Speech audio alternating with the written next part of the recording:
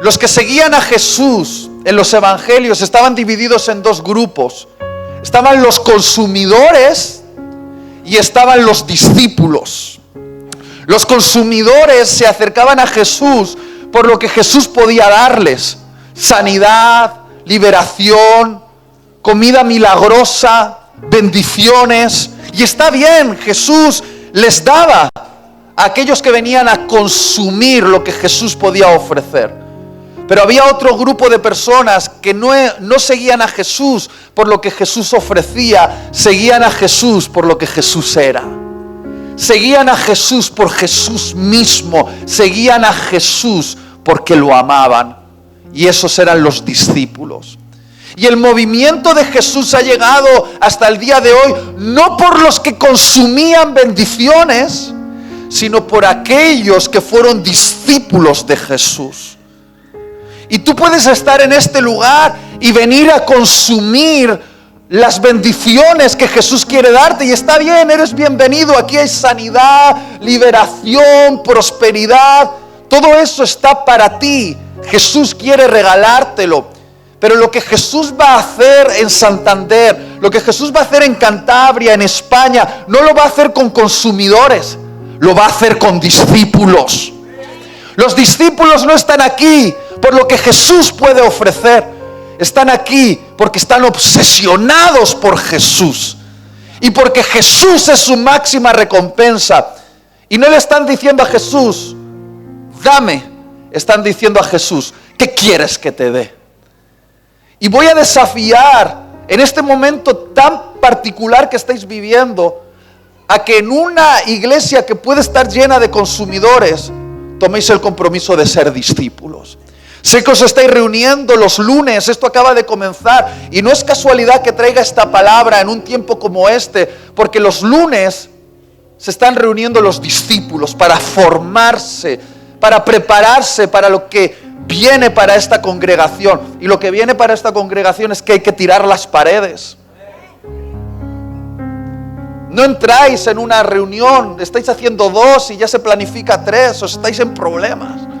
Pero son buenos problemas. Necesitáis tomar riesgos en el nombre de Jesús. Y si tú vienes solo aquí a consumir bendiciones, faltarán discípulos que tomen riesgos por aquel que se arriesgó por ellos. Entonces, este mensaje es para los discípulos. ¿Estáis listos? ¿Estáis listas? Vamos a poner uno de mis episodios favoritos de la Biblia. Y hubo una cámara grabando aquel día, entonces tenemos la suerte de tener imágenes de lo que ocurrió en el mar de Galilea. Apagamos las luces y dentro vídeo. Uno de mis episodios favoritos del Evangelio. ¿A cuántos les gusta este momento? Está en Mateo capítulo 14, versículo 24. Dice así: y la barca estaba en medio del mar, azotada por las olas, porque el viento era contrario. Mas a la 4ª vigilia de la noche, Jesús vino a ellos andando sobre el mar. Y los discípulos, viéndole andar sobre el mar, se turbaron diciendo: ¡un fantasma! Y dieron voces de miedo. Pero enseguida Jesús les habló diciendo: tened ánimo, yo soy, no temáis. Entonces le respondió Pedro y dijo: Señor, si eres tú, manda que yo vaya a ti sobre las aguas. Y él dijo: ven. ¿Qué dijo Jesús? ¿Qué dijo? Ven. Y descendiendo Pedro de la barca, andaba sobre las aguas para ir a Jesús. Pero al ver el fuerte viento tuvo miedo y comenzando a hundirse dio voces diciendo: Señor, sálvame. Al momento Jesús, extendiendo la mano, asió de él y le dijo: hombre de poca fe, ¿por qué dudaste? Dile al que está a tu lado: ¿por qué dudas?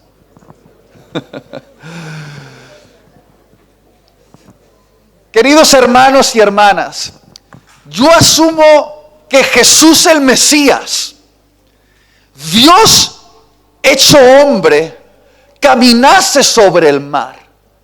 Pero ¿qué se le pasó a Pedro por la cabeza para creer que él también podría hacerlo? Mira, yo asumo que Jesús el que la Biblia revela que es el creador de los átomos, el creador del agua, el que hizo que los átomos de hidrógeno y oxígeno se uniesen en la molécula H2O, el creador del agua, caminase sobre el mar. Yo lo asumo. Pero ¿qué se le pasó a Pedro? Un simple mortal, por la cabeza, para creer que él también podría hacerlo. En los próximos minutos quiero llevarte a la mente de Pedro. Quiero adentrarte en sus pensamientos. Quiero que entiendas cómo Pedro pensaba. Porque si entiendes cómo Pedro pensaba, entenderás por qué Pedro hizo lo que hizo. En los próximos minutos voy a adentrarte en la mente de un discípulo judío. Queridos, queridas, muchos de los acontecimientos en la Escritura solo se pueden entender si lo entendemos desde la cosmovisión de la mente de un judío. Y para esto me vais a tener que aguantar un poquito de contexto. ¿A cuántos les gusta la historia? Es importante ponerse en contexto para entender la Biblia cuando la Biblia nos quiere decir algo. No lo que tú crees que dice, lo que realmente dice. Este es el contexto. Los judíos en la época de Jesús, lo que se conoce como la época del Segundo Templo, habían desarrollado un sistema educativo de lo más avanzado de la época.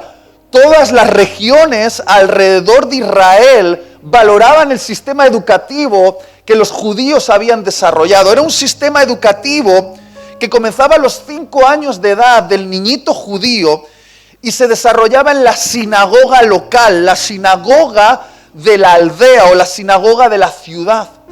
Ya desde bien temprano los niños judíos tenían la obligación de aprender en la sinagoga local de un maestro que se llamaba un rabino. Aprendían a leer, pero también aprendían matemática, lógica, historia, pero sobre todo en la sinagoga el rabino les enseñaba la Torá. La Torá son los primeros 5 libros de tu Biblia. No sé si la tienes por ahí.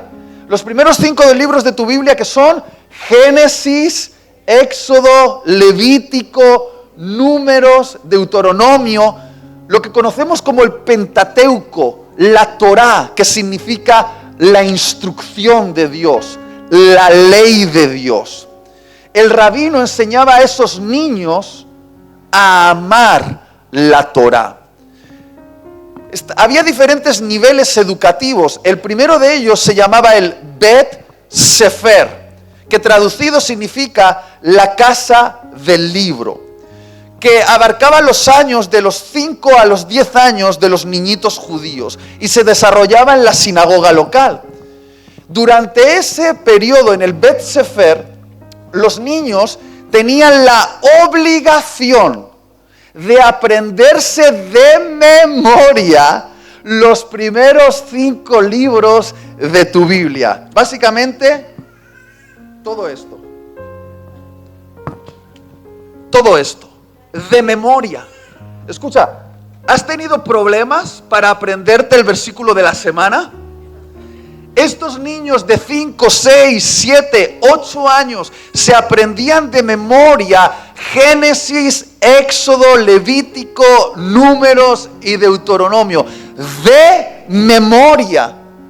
Ahora tú puedes decir, no, pero la mente de un niño no puede soportar eso. Mira, cuando la mente de un niño está apasionado por algo, se puede aprender los 300 nombres de los Pokémon. Porque la mente de un niño es como una esponja. Lo que pasa es que el profesor tiene que lograr que el niño se apasione por aquello que el profesor le está enseñando.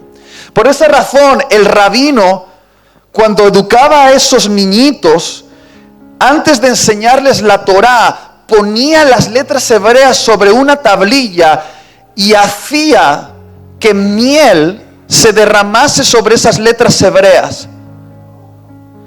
Empapaba la tablilla con las letras hebreas de miel y llevaba esa miel a los niñitos hebreos, ponía la tablilla en sus manos y hacía que el niñito de 5, 6, 7 años lamiese la miel. Hazlo, es toda tuya. Mientras lo bendecía con estas palabras: que la Torá sea dulce para tu alma, como esta miel es dulce para tu paladar. Porque el objetivo del rabino era que aquel niñito sintiese deleite por la palabra de Dios, que sintiese que la instrucción, la ley de Dios era deliciosa para su alma, como esa miel era deliciosa para el paladar de aquellos niños. Y ya desde la tierna infancia, el rabino les enseñaba a aquellos niños a honrar la palabra, a amar la Torá, a sentir que era alimento y deleite para sus almas.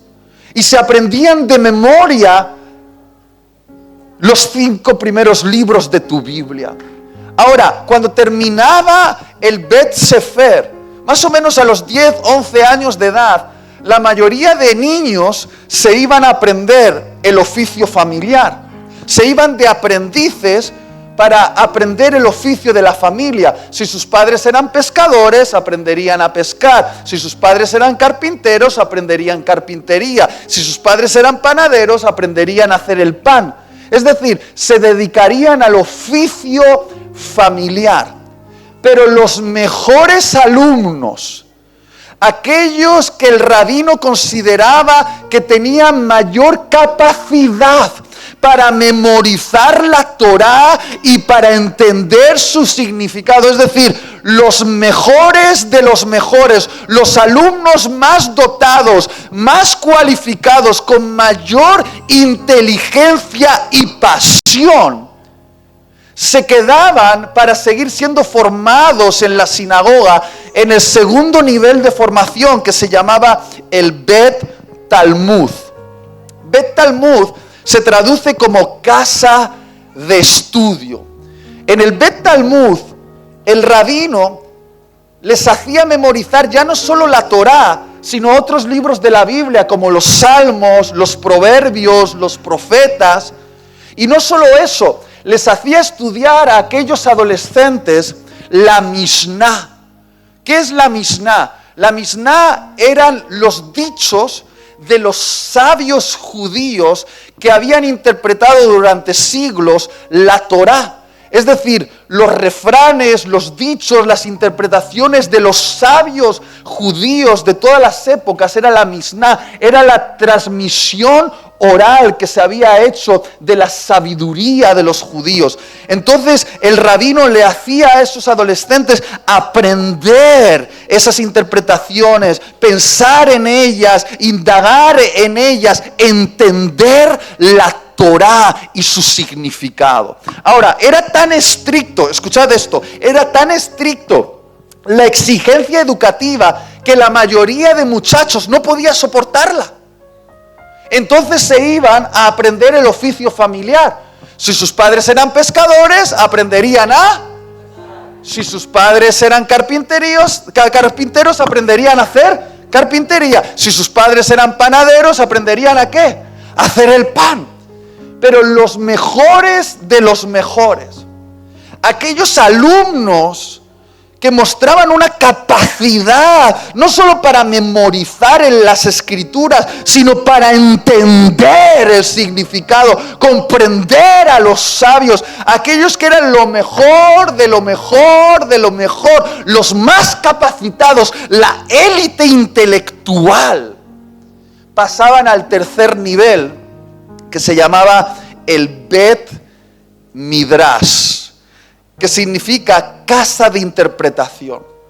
Más o menos el Bet Midrash abarcaba desde la edad de los 15 a los 16 años hasta los 30 años. En ese momento, esos muchachos salían de la sinagoga local para aprender a los pies de un rabino importante de la región. Escuchad esto. Aprender a los pies de un rabino significaba aprender las interpretaciones acerca de la Torá de un rabino en específico. Porque en la época de Jesús había diferentes escuelas de interpretación. No todos los rabinos pensaban lo mismo acerca de los mismos textos. Es decir, algunos interpretaban los textos de maneras diferentes y daban perspectivas diferentes acerca de Dios, la vida, el prójimo, el propósito. A esas interpretaciones se les llamaba el yugo del rabino. Un yugo es esa herramienta que se usa en el campo para arar la tierra, donde se une a través de una especie de artefacto a un buey viejo con un buey joven. Ese yugo que une la fuerza de dos bueyes, el viejo y el joven, se llama yugo. Y el buey viejo, empujando al buey joven, le enseñaba cómo arar la tierra. Pues muy bien, eso es exactamente como se entendía la interpretación de aquel rabino acerca de la Torá. Era un yugo. Y ese yugo debía ponerse sobre el corazón de aquellos discípulos. Y la decisión más importante, escucha esto por favor, la decisión más importante que tenían que tomar esos jovencitos de 15, 16 años, era qué yugo querían llevar sobre sus corazones. Es decir, qué interpretación de qué rabino acerca de la Torá iban a aceptar como modelo de vida. Era la decisión más importante porque era una decisión que iba a condicionar sus vidas durante más de 15 años. Ahora, entiende esto que voy a decir. Los rabinos eran las personas más importantes de Israel. Los rabinos no eran cualquier tipo de personas, eran la élite social. Eran los famosos, eran los rockstar de la época. Cuando un rabino llegaba a la ciudad o a la aldea, todo el mundo miraba por las ventanas porque los rabinos eran respetados y los rabinos tenían discípulos que hacían que sus interpretaciones se extendiesen. Entonces lo que tenían que hacer los discípulos era elegir a qué rabino iban a seguir.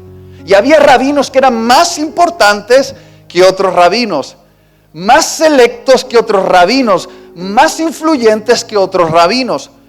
Y ese muchacho tenía que medir sus posibilidades. Tenía que postularse delante de un rabino y decirle, quiero ser tu discípulo. Y sabía que era una decisión importante porque la honra de la familia estaba en juego. No había mayor honor, escucha esto, para una familia judía que uno de sus hijos llegase a ser discípulo de un rabino importante. La mayoría de hijos trabajaban en el oficio familiar, pero ¡ay! Si al menos uno de ellos llegaba a ser discípulo de un rabino importante, eso traía honor a la casa.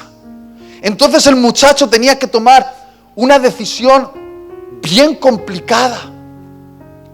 La decisión de a qué rabino iba a seguir, qué yugo iba a llevar.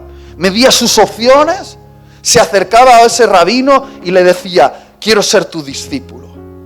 ¿Y tú crees que el rabino lo aceptaba? No, se lo ponía difícil. Porque la fama de ese rabino estaba ligada a la capacidad de sus discípulos para extender su mensaje. Entonces el rabino era muy selectivo, solo elegía a los mejores. Entonces les hacía recitar largas porciones de la Torá, a veces durante horas, recitando todo el texto completo. Les hacía planteamientos, preguntas complejas acerca de la ley de Dios. Les planteaba dilemas morales para ver cómo respondían, todo para medir la capacidad de ese muchacho, para ver si ese muchacho tenía lo que hacía falta para ser su discípulo, si estaba cualificado para llevar su yugo. Si aquel rabino consideraba que aquel muchacho no daba la talla, lo miraba a los ojos y le decía: eres un buen muchacho. Se ve que amas a Dios, pero no estás cualificado. Vete y aprende el oficio familiar. Si tus padres son pescadores, aprende a pescar. Si tus padres son carpinteros, aprende carpintería. Si tus padres son panaderos, aprende a hacer el pan, porque no estás cualificado. Y eso partía el corazón de aquellos muchachos que habían dedicado toda su vida a ese momento, el momento de ser aceptado por el rabino que querían seguir. Pero hermanos, hermanas, si ocurría algo, si ese rabino veía potencial en aquel muchacho, si ese rabino veía algo en aquel muchacho que quizá aquel muchacho todavía no había visto, si aquel rabino veía potencial en aquel muchacho para llevar su yugo, para extender su enseñanza, para ser su discípulo, le diría una palabra. Escucha esto, una palabra. Una palabra que has leído tantas veces en tu Biblia, pero que quizá no has entendido su significado. Una palabra que cambiaría la vida de aquel muchacho para siempre. ¿Sabes cuál es esa palabra? Sígueme.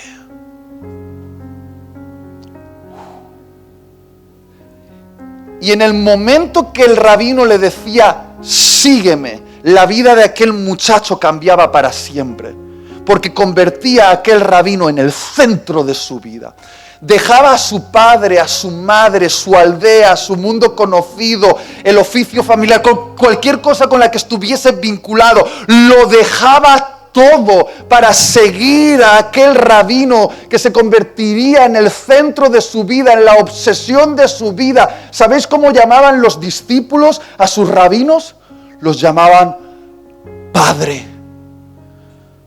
Porque a partir de ese momento ese rabino sería el padre de aquellos muchachos. Y durante aproximadamente 15 años los discípulos seguirían al rabino a todas partes.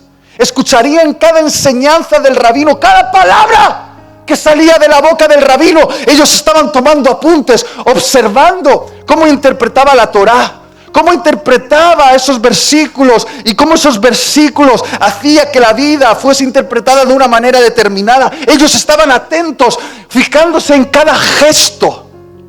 A eso se llamaba aprender a los pies del rabino.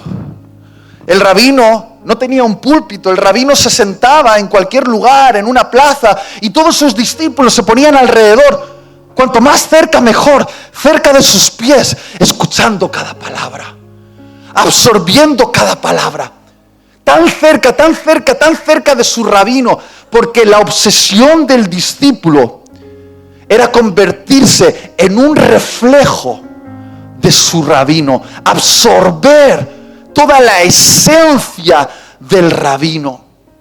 Lo imitaban absolutamente en todo. Si el rabino tomaba un vaso de agua con este gesto, los discípulos cogerían el mismo vaso de agua y harían este gesto.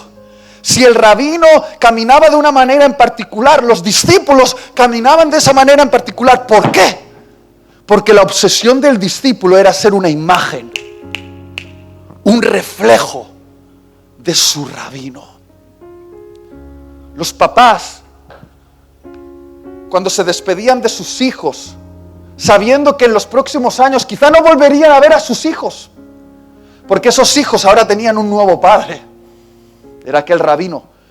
Dormían, escucha, el rabino dormía en una habitación y sus discípulos dormían en el suelo, alrededor de él o en la puerta. Estaban obsesionados por su rabino, no lo soltaban en ningún momento. Y los papás de estos muchachos, cuando se despedían de sus hijos, ponían sus manos sobre la cabeza de sus hijos y los bendecían con lágrimas en los ojos, pero con un sentido de honor, y decían: que el polvo de los pies de tu rabino te cubra la piel por completo. Escucha esto: que el polvo de los pies de tu rabino te cubra la piel por completo. Esa era una oración poética que los papás hacían por sus hijos. Porque en aquella época, cuando los rabinos caminaban por los caminos polvorientos sin asfaltar de la calurosa Israel, y los discípulos iban detrás pegándose para estar cerca, lo más cerca posible del rabino, el polvo que levantaba los pies de aquel rabino y quedaba impregnado sobre la piel sudorosa de sus discípulos, era considerado por aquellos discípulos como un honor. Recibir cualquier cosa, incluso el polvo que se desprendía del pie de su rabino, absorberlo sobre sí mismos, era el mayor honor que podían recibir. Qué locura, ¿verdad? Esa era la obsesión de los discípulos. Ahora quiero que entiendas esto. Ahora llegamos justo a ese momento. Así comienzan los evangelios, mostrándonos a un nuevo rabino que llega a la ciudad. Generalmente, cuando estos muchachos terminaban su formación, lo hacían más o menos a los 30 años de edad, y a los 30 años tenían que conseguir sus propios discípulos para seguir extendiendo el yugo sobre más personas. Y justamente la Biblia nos narra que Jesús aparece en escena más o menos ¿a qué edad? A los 30 años de edad. Un extraño rabino llega a la ciudad.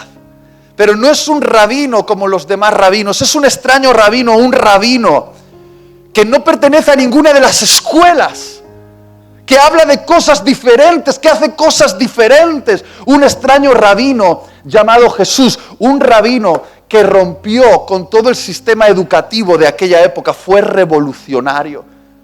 Quizás no puedes imaginar lo revolucionario que fue Jesús, pero rompió con todas las normas educativas de la época. Entre otras cosas, él no esperó que los discípulos le eligiesen a él.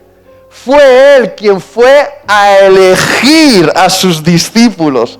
Escucha, él no esperó que ningún discípulo se postulara para seguirle. Él fue y eligió a sus propios discípulos.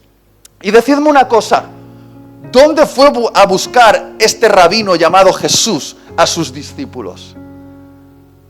¿A una sinagoga importante de Jerusalén? Donde estaba la élite académica, donde estaban los mejores de los mejores de los mejores. ¿Dónde fue este rabino llamado Jesús a buscar a sus discípulos? La Biblia dice que fue a buscarlos a los puertos, a los mercados, a las aldeas. Llegó al puerto de Galilea y se acercó a una familia de pescadores, Pedro, Jacobo y Juan. Se acercó a ellos y le dijo a Pedro: Pedro, sígueme. Ahora pensemos un poquito. Vamos a usar este cerebrito que Dios nos ha dado, por lo menos una vez el día de hoy. ¿Está bien? Si Pedro estaba pescando cuando Jesús lo llamó, ¿qué significa eso?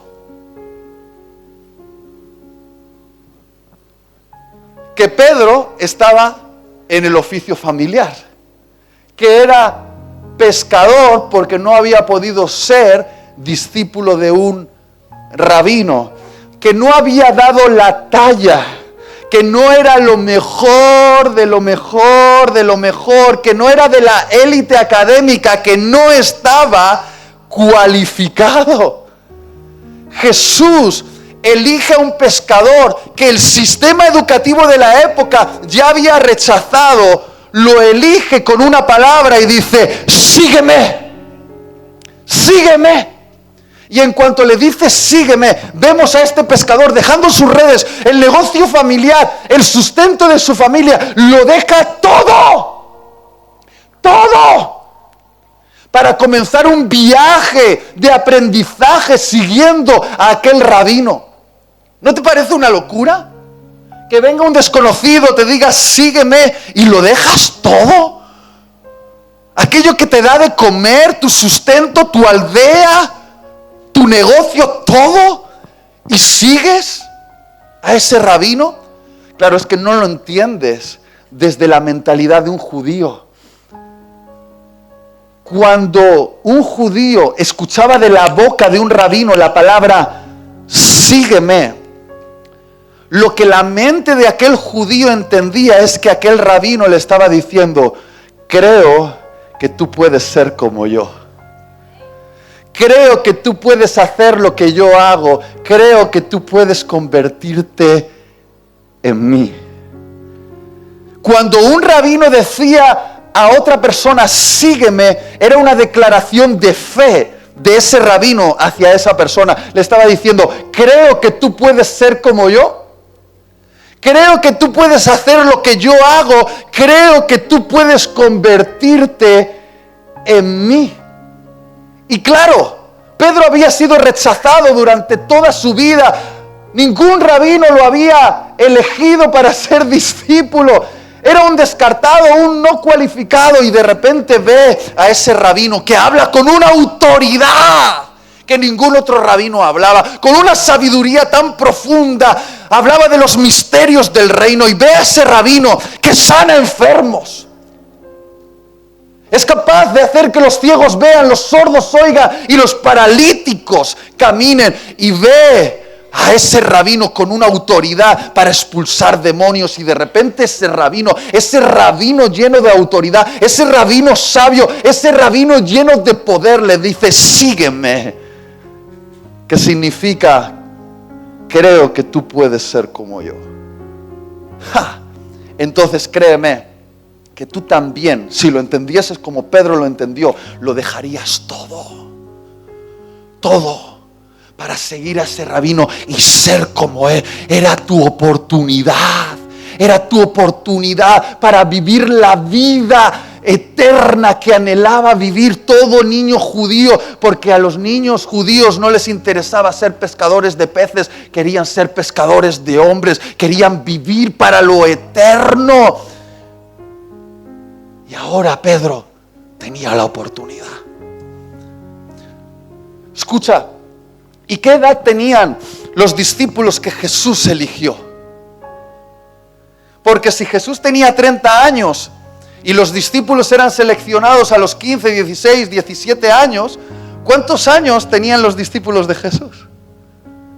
Sé que al ver películas sobre la vida de Jesús o series acerca de la vida de Jesús, nos imaginamos a los discípulos como viejitos con canas, pero eran muchachos. El único que pagaba impuestos era Jesús y Pedro, y los impuestos solo los pagaban los mayores de edad, los que tenían más de 20 años. Eso quiere decir que probablemente todos los demás discípulos tenían 17, 18, 19 años. Y ese era el equipo que Jesús eligió para cambiar el mundo. Eran jóvenes inexpertos, incapacitados, que estaban en el oficio familiar, que no habían dado la talla, que no estaban cualificados. Y entonces, queridos, queridas, llegamos al episodio con el que comenzamos este mensaje. Llegamos al episodio en el cual Jesús está entrenando a sus discípulos, como vosotros sois entrenados aquí los lunes. Los lunes aquí se entrenan discípulos. Jesús también tenía su escuela de formación. Los llevaba y les enseñaba a sanar enfermos, expulsar demonios. Les enseñaba a traer esperanza a los que estaban desesperanzados. Y en una de esas clases de formación, porque Jesús aprovechaba cualquier oportunidad para formar a sus discípulos, les dice: muchachos, subid a la barca y pasad al otro lado, porque en el otro lado tenemos un endemoniado en la zona de Gadara que tenemos que liberar. Pero yo me voy a quedar aquí orando. Y dice que Jesús se queda orando, se hace de noche y los discípulos están en medio del mar, sobre aquella barca, en una tormenta.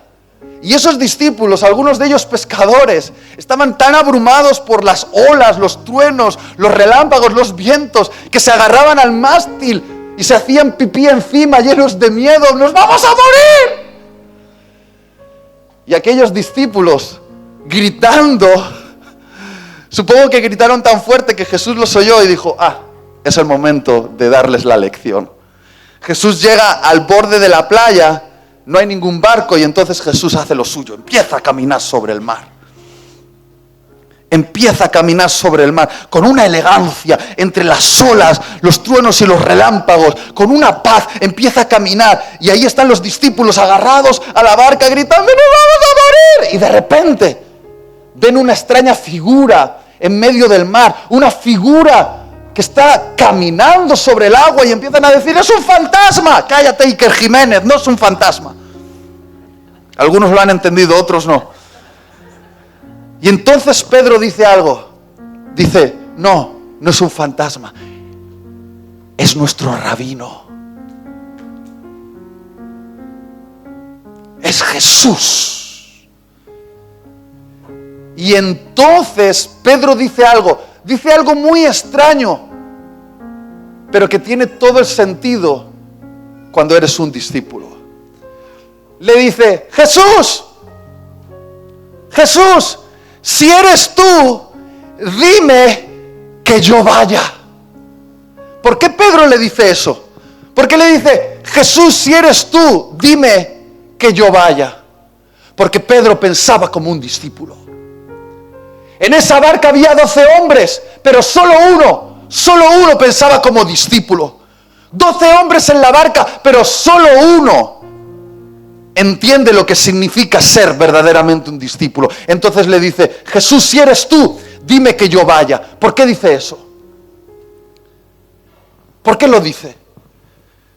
Porque si era Jesús, era aquel rabino que un año antes le había dicho, sígueme. Y al decirle sígueme, le había dicho, Pedro, creo que tú puedes ser como yo. Creo que tú puedes hacer lo que yo hago. Creo que tú puedes convertirte en mí. Y si ese rabino llamado Jesús estaba caminando sobre el mar, un discípulo, ¿cómo pensaba? Si mi rabino camina sobre el mar, él espera que yo también camine sobre el mar. Él cree que yo puedo hacerlo. Esto es formación rabínica. Y si mi maestro lo hace, yo lo hago porque mi obsesión es ser como mi rabino. Entonces Jesús no confronta a Pedro y le dice, hey, no aspires a tanto. No, le dice, soy yo. Ven. ¿Y qué hace el discípulo? 12 hombres en una barca. 11 se mantienen agarrados al mástil. 1 piensa como discípulo, Pedro. ¿Y qué hace?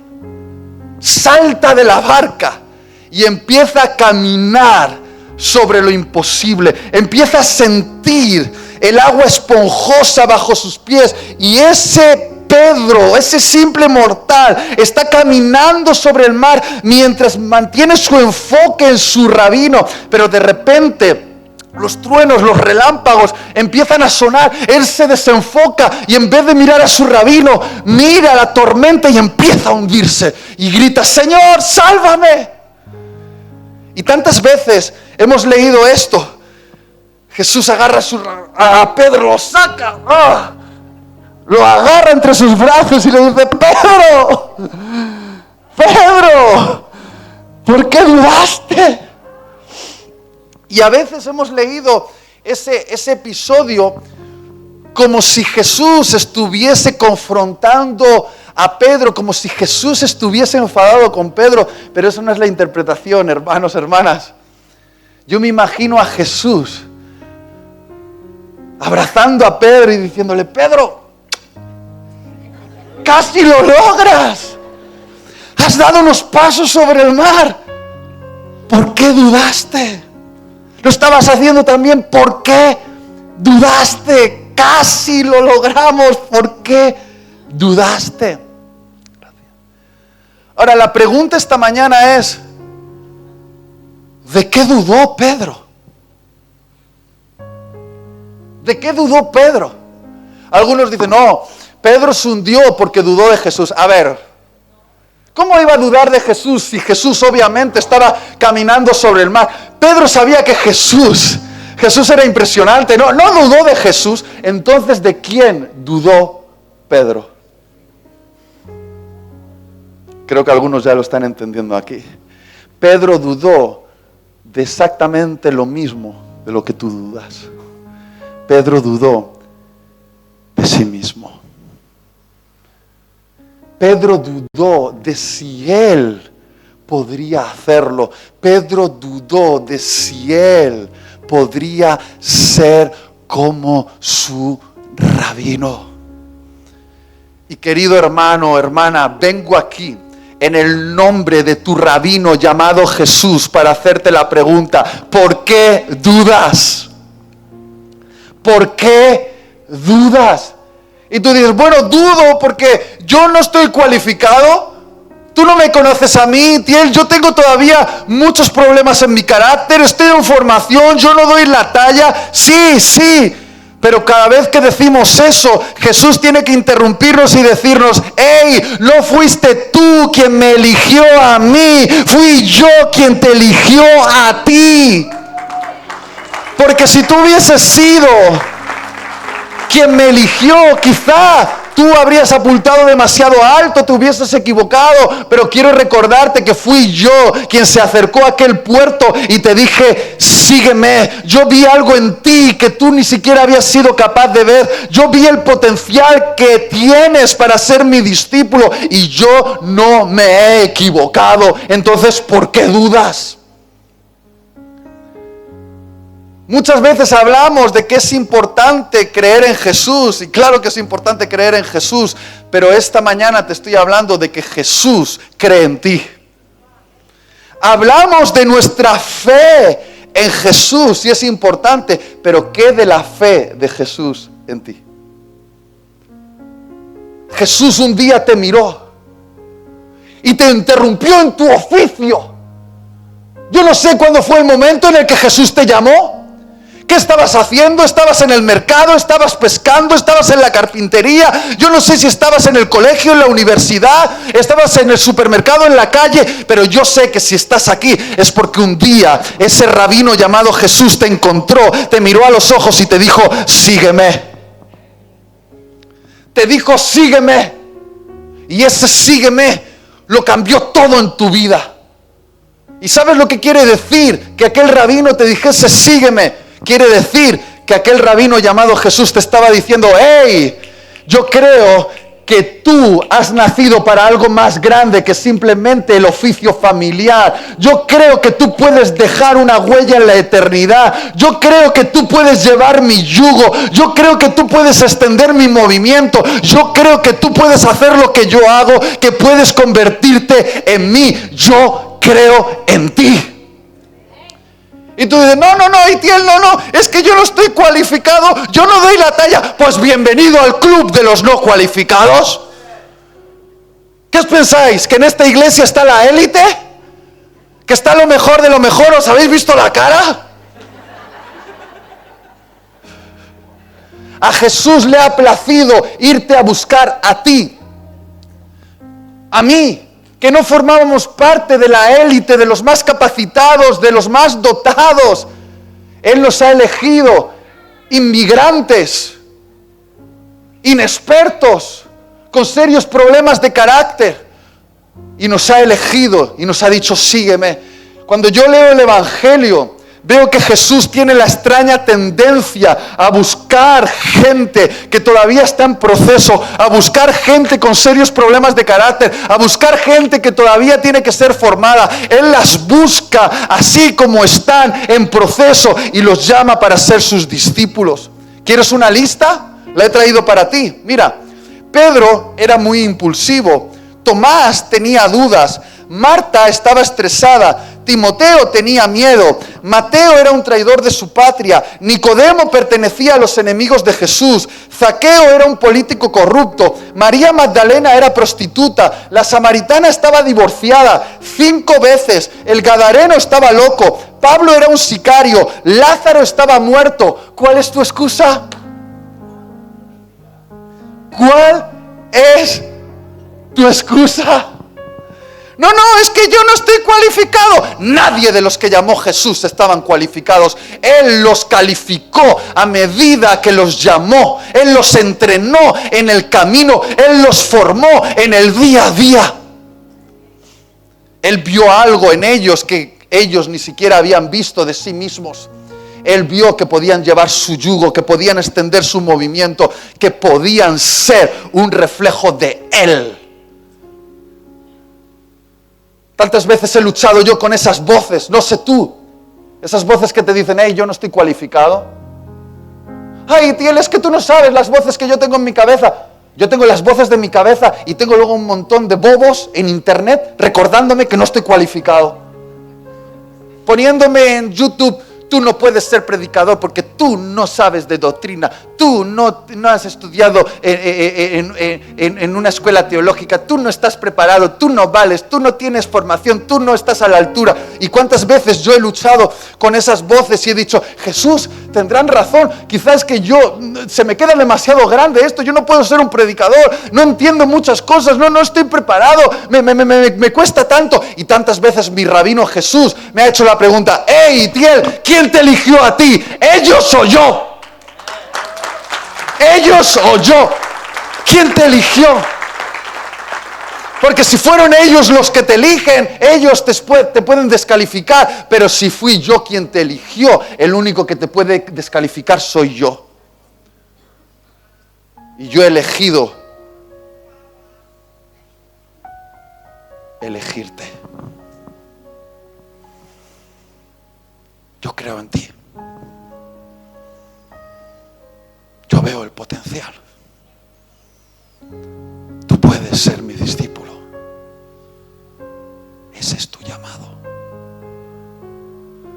Querido Jonathan, se dice que hay 3 días importantes en la vida de un ser humano. El día que naces, el día que naces de nuevo y el día que por fin descubres para qué has nacido. Y queridos, queridas, espero que esta mañana salgas de aquí. Siento la presencia del Señor. Se me ponen los pelos de punta. Espero que salgas de aquí entendiendo para qué has nacido. Tenemos una crisis de llamado. En nuestras iglesias hay gente que está sentada en una silla esperando que un profeta les diga cuál es su llamado. Diciendo, es que yo no sé cuál es mi llamado, no sé lo que tengo que hacer con mi vida. Voy a hacer un test de capacidades para descubrir cuál es mi llamado. Estoy esperando que alguien me diga cuál es mi llamado. Y mientras esa pregunta queda sin responder en el corazón de tantas personas, hay un montón de personas que están perdiendo su oportunidad, sentados en una silla, esperando que Jesús les dé algo que ya les dio. Esperando eso que llaman un llamado. Pero dejadme deciros una cosa, yo no veo ni un solo discípulo en la Biblia que tuviese una crisis de llamado. Porque en el momento en el que Jesús los llamó, ellos sabían cuál era su llamado. Su llamado era Jesús, era ser un discípulo de Jesús, era seguir a Jesús y capturar la esencia de Jesús. Y el llamado de ellos es el mismo que tú tienes, es el llamado más grande que existe, ser como Jesús.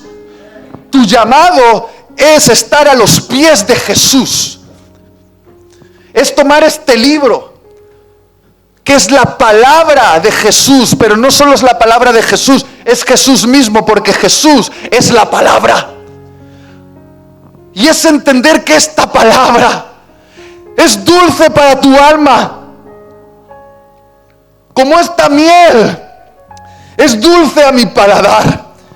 Entender que este libro no solo es un listado de normas y restricciones, este libro contiene el corazón de tu rabino.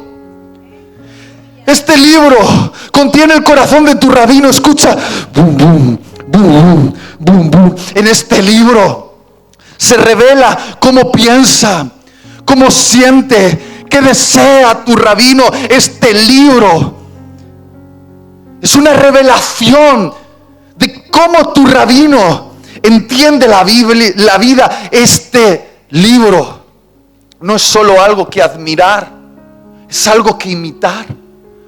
Y cuando entiendes que sentarte a los pies de tu rabino, sentarte a los pies de este libro, cada mañana abrir estas páginas y descubrir a Jesús es tu llamado, entonces ya no puedes vivir la vida de la misma manera.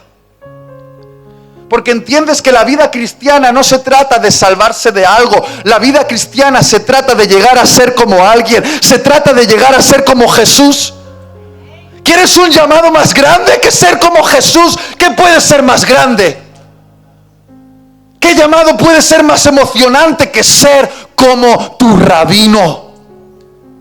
Que absorber la esencia de tu rabino. Queridos, queridas, cada vez que leemos este libro de esta manera, este libro se convierte en algo peligroso. Porque entendemos que ya no se trata de algo que admirar, se trata de algo que imitar. Mira, mira, mira, mira, mira, cómo destila. Jugoso, delicioso Jesús, delicioso Jesús. Sus pensamientos, sus palabras, sus emociones son dulces para nuestras almas. Como esta miel es dulce a mi paladar, Jesús es mi alimento. Y cuando uno se alimenta de Jesús, se vuelve peligroso para el mundo de las tinieblas, porque el mundo de las tinieblas no teme a un montón de religiosos, consumidores de cultos, teme a los discípulos que son como su rabino Jesús. Porque cuando un discípulo hace lo que su rabino Jesús hace, entonces el mundo de las tinieblas tiembla, porque hay otro que refleja a Jesús, que sana enfermos, libera cautivos, predica el evangelio y lleva a este mundo a un encuentro con Dios. Y no hay nada más peligroso que un discípulo. Él es la miel, Él es mi deleite, sus palabras son mi alimento. Hace un tiempo atrás me encontré con uno de estos jóvenes que pobrecillos, que tenía esa crisis de llamado, y llorando se acercó a mí y me dijo: Itiel, yo no tengo llamado. Y le dije: sí, muchacho, tienes llamado, tranquilo, todos tienen llamado. No, Itiel, tú no lo entiendes, yo no tengo llamado. Si tienes llamado, tranquilo. Que no, Itiel, que yo no tengo llamado. No eres tan importante, todo el mundo tiene llamado, tú también. No vas a ser tú el único que no. Y le dije: bueno, ¿y por qué tú crees que no tienes llamado? Y me dice: déjame que te lo explique. A mí no me gusta ponerme delante de la gente y tener un micrófono, entonces no puedo ser predicador. Ya intenté estar en el grupo de alabanza y me sacaron la primera semana porque no doy una nota. Y hay algo peor, Itiel. No me gustan los niños, entonces no puedo ser profesor en la escuela dominical. Parece un chiste, pero esa es la realidad en la mente de muchos de los que están aquí. Se piensan que el llamado es predicar, cantar en la alabanza o cuidar de los niños en la escuela dominical. Y yo le dije: a ver, dime, ¿para qué crees que has nacido? ¿Qué es eso que Dios ha puesto dentro de ti, que cuando lo haces te sientes completo, que estás haciendo algo para lo cual Dios te creó? Es que no te puedo decírtelo, Itiel, porque no es espiritual. Y digo: dímelo, que necesito escuchar. No, Itiel, es que no sé, que me lo digas. Y me dijo: bueno, a mí me gustaría ser cocinero. Y entonces le miré a los ojos y le dije: pues cocina en el nombre de Jesús, y mientras estás cocinando, sana enfermos, libera cautivos, predica el evangelio y lleva a este mundo a un encuentro con Dios. Eres un discípulo. Te hago una pregunta: ¿cuál es tu oficio? ¿A qué te dedicas? Panadero. ¿Eres panadero? Pues haz pan en el nombre de Jesús, y mientras lo haces, sana enfermos, libera cautivos, predica el evangelio y lleva a este mundo a un encuentro con Dios. Dime, ¿cuál es tu oficio? En estos momentos soy cuidadora. Cuidadora, pues cuida de esos niños o esos ancianos en el nombre de Jesús, y mientras lo haces, sana enfermos, libera cautivos, predica el evangelio y lleva a este mundo a un encuentro con Dios. Dime, ¿cuál es tu oficio? Cristalero. Cristalero, pues haz cristales en el nombre de Jesús, y mientras lo haces, sana enfermos, libera cautivos, predica el evangelio y lleva a este mundo a un encuentro con Dios. ¿Puedo preguntarle una vez más? ¿Cuál es tu oficio? Auxiliar de enfermería. ¡Wow! Auxiliar de enfermería. Pues auxilia en el nombre de Jesús. Y mientras lo haces, sana enfermos, libera cautivos, predica el evangelio y lleva a este mundo a un encuentro con Dios. Tú no estás llamado a tener una posición dentro del organigrama eclesial. Eso puede ser una parte, pero Dios te ha puesto en aquel hospital, en aquella empresa, en aquella universidad, en aquel barrio, para que atiendas a tu llamado. Tu llamado te está llamando y tu llamado es Jesús. Y tu llamado es aprender de tu rabino Jesús, aprender lo que Él ama, aprender lo que Él odia, lo que Él piensa, lo que Él siente, y ser como tu rabino Jesús allí donde estás y hacer lo que tu rabino Jesús haría. Ese es tu llamado. ¿Quieres algo más grande que eso? No lo hay. Quítame el micrófono. No me vuelvan a invitar a predicar. Que no me pongan en ningún cartel. Pero nadie puede quitarme mi llamado, porque mi llamado es Jesús. Jesús es mi llamado. Él es el deleite de mi vida. Él es la miel para mi alma. Él es el alimento. Y ser como Él es mi llamado. Es mi llamado. ¿Me aguantas hasta el final? Ya estoy terminando, tengo 10 minutos. Ahora bien, de la historia de Pedro aprendemos que cuando Jesús te llama, implica salir de la barca y dar un paso arriesgado sobre las aguas. Ay, es que estamos tan cómodos aquí. 12 en una barca, solo uno pensaba como discípulo. 200 personas. ¿Cuántos piensan como discípulos? Los que piensan como discípulos saben que seguir a Jesús implica arriesgarse por aquel que se arriesgó por ellos. Implica que si Jesús te llama, tienes que salir de tu zona de confort, de tu zona de seguridad, de tu zona cómoda y dar pasos de fe arriesgados para seguir a tu rabino. ¿Qué le dijo Jesús a Pedro? Una palabra. Le dijo, ven. ¿Y tú qué estás esperando para obedecer la voz de Jesús? Un plan. Ay, es que yo quiero que Jesús me dé paso número 1, paso número 2, paso número 3. Contingencias. Si sale mal, ¿qué puedo hacer? Que me asegure que sale bien. ¿Tú crees que cuando Jesús llamó a Pedro le dijo, Pedro, paso número 1, saca la pierna de la barca, paso número 2, da un primer pasito, paso número 3, enfócate en mí, enfócate? No, le dijo una palabra. Una palabra. Y una palabra es suficiente. Escúchame, tú quieres que Jesús te dé un plan, Jesús te da una palabra. Los discípulos no necesitan planes, necesitan una palabra, porque el plan es Jesús. Y si Jesús da una palabra, puedo confiar. Los planes son para los que no conocen al rabino. Claro, si tú no conoces al rabino, necesitas que te dé muchas explicaciones. Pero si conoces al rabino, una palabra es suficiente. Porque si Él lo dice, puedo confiar en lo que Él dice. Y el rabino te está diciendo, perdona. El rabino te está diciendo, hey, no entres en esa conversación. El rabino te está diciendo, abandona esa relación tóxica, deja de fornicar. El rabino te está diciendo, tienes que tomar este riesgo. El rabino te está diciendo, bautízate ya. El rabino te está diciendo, toma responsabilidad. Ay, es que no sé, yo necesito un plan porque si hago eso, ¿qué va a pasar? Mira, no conoces a tu rabino.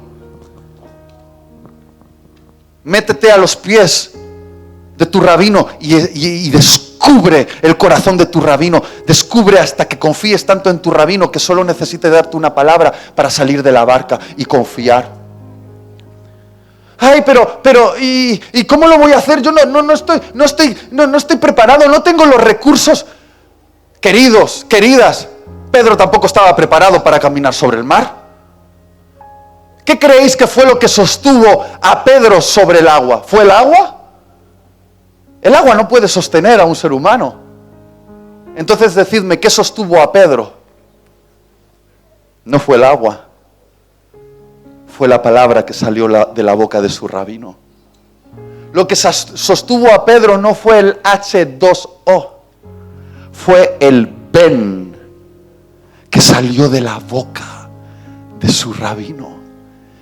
Pedro no caminó sobre el mar. Pedro caminó sobre la palabra, sobre el ven de su rabino, y hizo algo imposible porque creyó que la palabra de aquel que creó los átomos iba a ser quien lo iba a sostener. La palabra de aquel que mantiene la molécula del agua, el H2O unida, también lo mantendría en pie sobre lo imposible. Confió en la palabra. Confía tú también en la palabra. ¿Qué te ha dicho tu rabino? Yo sé que tienes algo, por eso estás inquieto, por eso estás inquieta. Lleva tiempo diciéndote, hey, sal de tu barca. Ay, no, estamos tan cómodos. Y el rabino dice, hay que tirar esas paredes. Hay mucha gente que salvar en Santander. Ay, no, pero cuesta mucho dinero. ¿De dónde va a venir el dinero? Responde, no hay plan. Hay una palabra. Ay, pero es que hay muchas cosas que no estamos preparados para lo que Dios tiene. Ya lo sé, si es que nunca vas a estar preparado. Confía en la palabra.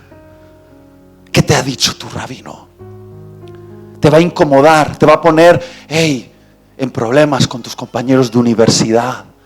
Porque tu rabino dice, guárdate pura. Tu rabino te dice, no te lo comas todo.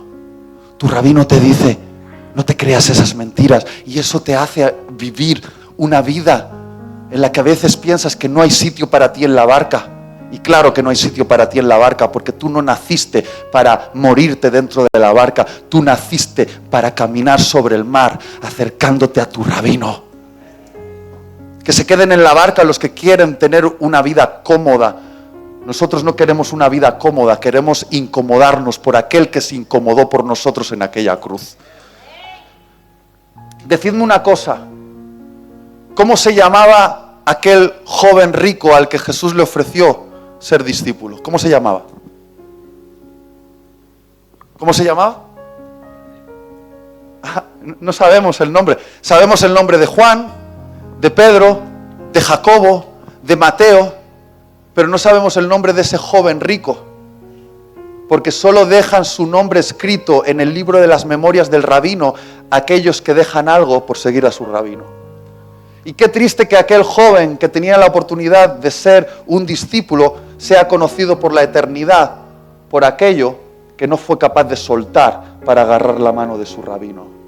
El joven rico, es decir, el joven que se quedó en su zona de confort, que se agarró a su riqueza y que no aceptó la invitación. Y yo no digo que se fuese al infierno, lo que digo es que no fue discípulo, porque los discípulos son conocidos por nombre. Quizá fue al cielo, pero sin vivir la vida que Dios había diseñado para él. Y tú puedes irte al cielo habiendo acumulado riqueza, confort, comodidad, una casa grande, un buen coche, buena ropa, todos guapos aquí. Esta es la iglesia de los guapos, mira qué guapos. ¿Y qué? ¿Y qué vale eso?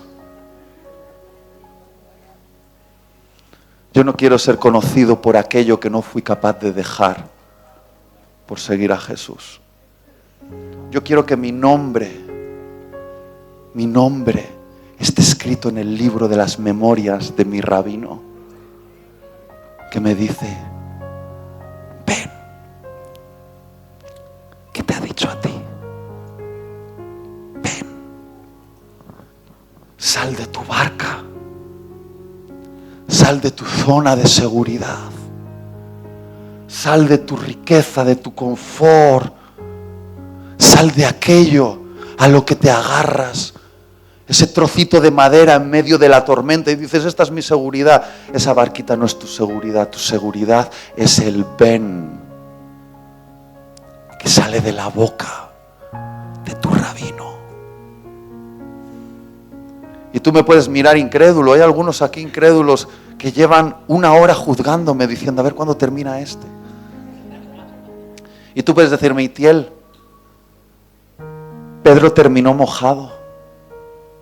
Pedro se hundió. No termina bien la historia. Y yo te digo, léela otra vez. Porque es cierto que Pedro terminó mojado, Pedro se hundió. Pero al final de la historia, 11 hombres estaban en una barca, pero Pedro estaba en los brazos de Jesús. Y si la historia termina contigo mojado, pero en los brazos de Jesús, eso no es un mal final. Ese es el mejor final de todos. El mejor final de todos es mojarse, pero terminar en los brazos de Jesús.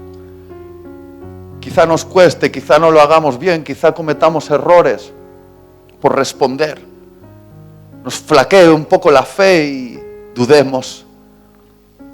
Pero aunque nos hundamos, Él no nos va a dejar que nos ahoguemos. Él nos va a tomar entre sus brazos y nos va a llevar al pecho, el pecho del rabí. Y vas a escuchar aquí, mientras estás mojado y abrazado por tu rabino, el corazón de tu rabino diciéndote: ¿por qué dudas? ¿Por qué dudas?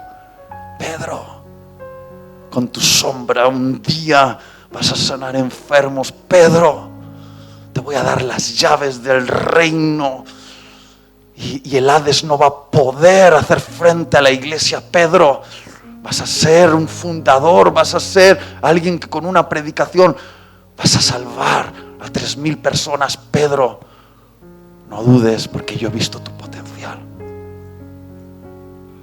Esas cosas solo las puedes escuchar cuando estás cerca del corazón de tu rabino. A veces llorando porque has fallado. Y tu rabino te abraza mientras estás mojado y te sientes un fracasado y te dice: no fue fracaso, fue aprendizaje. Estás aprendiendo. Estás aprendiendo a ser discípula. No me elegiste tú a mí.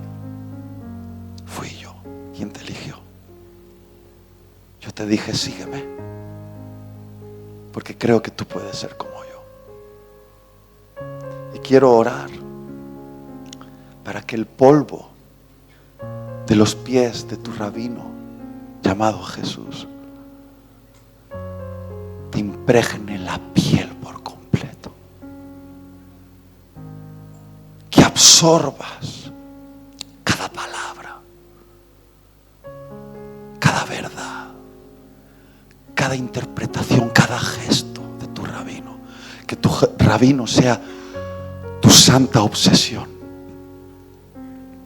que sea miel para tu alma, que sea tu alimento, y que respondas al ven que te invita a arriesgarte por aquel que ya se arriesgó